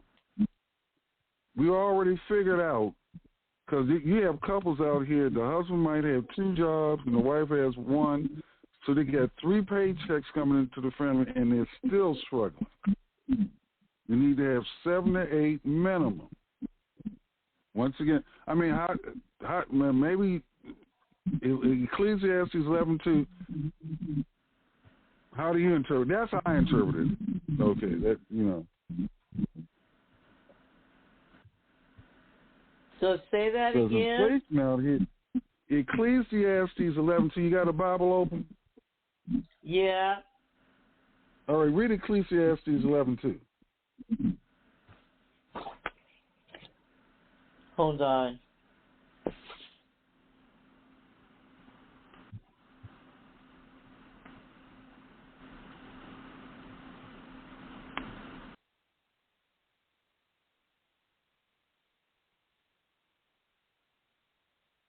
Just a second. Okay. Matter of fact, let's see. Oh, yeah, we'll let you get that up. Dem, are you still there?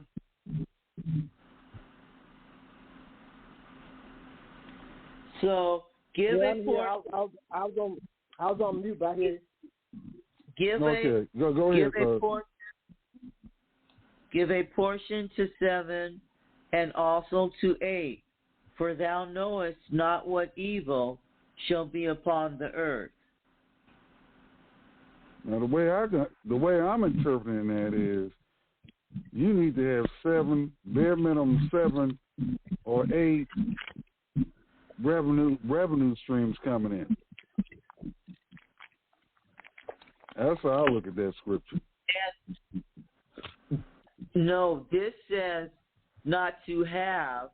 This says to give a portion to 7 and also to 8.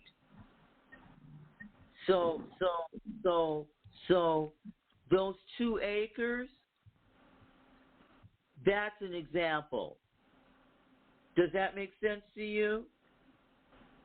I'm still sticking to you need 7 to 8 forms coming in, basic. I'm sticking to that one. It says give a portion. You got to divide the word rightly. It says give a portion to 7. It's giving you instructions, not to have 7 streams of income. It's saying for you to give of what you have, give a portion of what you have to 7 or 8 others. So you did that. Number 1, an example is those 2 acres. Another example, you're giving a portion of your knowledge out on the radio show by teaching people how to build. You're giving portions to 7, 8, and even more. Do you understand?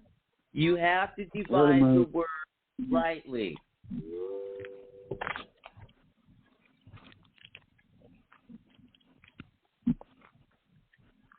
Okay, now I'm reading here. All right, let's see. Now, what I'm reading says, invest in 7 ventures. And yes, in 8. It didn't say divide in the one I'm reading. Invest in 7 ventures or 8. Just depends on which version you're reading. All right, the NIV version, what does that say? The NIV version, New International Version, and now the word it has here is invest in 7 ventures, yes, in 8. You do not know when disaster may come upon the land.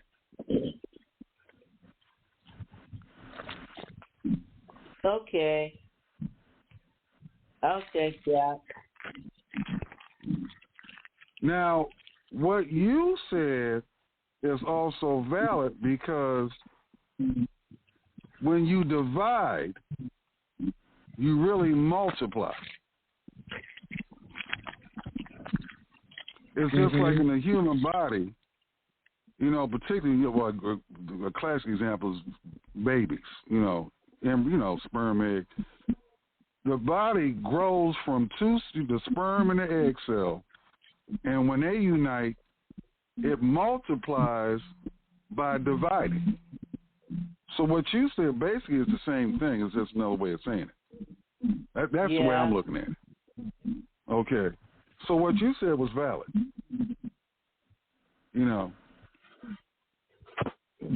Because essentially, when you got the 2 acres, all right, then Chris or somebody, I think it was Chris, it's, I never thought about it because the 2 acre ton, the 1 acre ton, instead of being one thing, you got how many ways you want to chop it up. That's what subdividing is.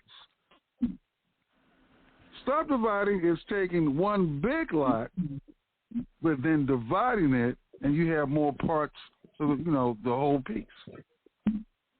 So, well, you know how the scriptures are. There's a whole lot in one scripture. Yeah, go ahead, Delmar. Carefully, very carefully, respectfully, and remember this has been my vocation most of my life. And the first thing you have to do with the scripture before you start making application is look at the context. This verse, this whole chapter 11, is talking about the natural process of sowing and reaping. That's what it's about. Okay. The whole thing. Drop down to verse 6. He says that sow your seed. That's what he's talking about. That comes first. That's the context. Now, you can make other applications, but the first thing he's talking about, verse 1, cast your bread upon the water. What he talks about investing into something to get a return. And he goes to the process as L.A. read about investing, sowing seed, whatever it is. You can't depend on any one thing because you don't know. I went to a workshop. This guy, they breed horses. He said he had 18 horses trying to get ready for Kentucky Derby because stuff happened to them. They get sick, they break the leg off. He said you cannot depend on one horse. So anyway, the context of this is multi-investment of things to get return. I grew up on a farm. No farmer grows one thing. He grows everything he can get out there to fit his soil because he'll know from year to year which one of those things is going to grow or be a bunker crop, and sometimes some crops that flat fail. So the context of chapter 11 has to be sowing and reaping. And he's saying have a multiple investment of things because you do not know what's going to come back, what's going to happen with Eve, all that. So that's the first context. Now, again, you can make other applications, but first get the context right. And this chapter is about sowing and reaping and investing and getting a return. And verse 1 starts out, put your bread out, but get a return. But the more you put out, the more you're going to get back. And of course, as you said, Rob, the more you get back, the more you're going to share. But first of all, we're talking about investing. Put something out there. Don't just plant corn, plant beans or corn, rice, all whatever you can. You don't know what's going to happen when the season comes through there. And that's my shared input. Thank you. God bless. Well, thank you, Delmar, for bringing it all in together.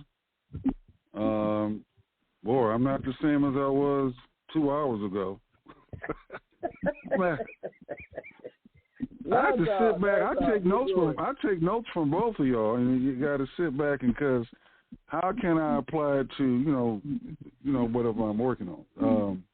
All right. On that note, Delmar, you had the last word of the day on that. It's 12:33 here, so I'm gonna wrap it up. And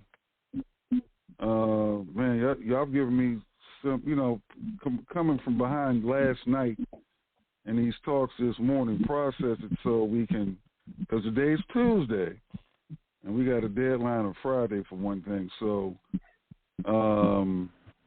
let me continue the process. We'll see everybody tomorrow. Talk to you. You'll probably guys hear from me sometime during the day, but I'm gonna just get quiet and just. Sometimes you get quiet and just listen. I'll be in 2 hours rehab until you call me. I may not answer. Okay. Well, Delmar, if you got time, just give me a call. After you get through your schedule. But right now, I'm gonna just. But anyway, thank everybody for listening. Everybody have a good rest of the day. Amen.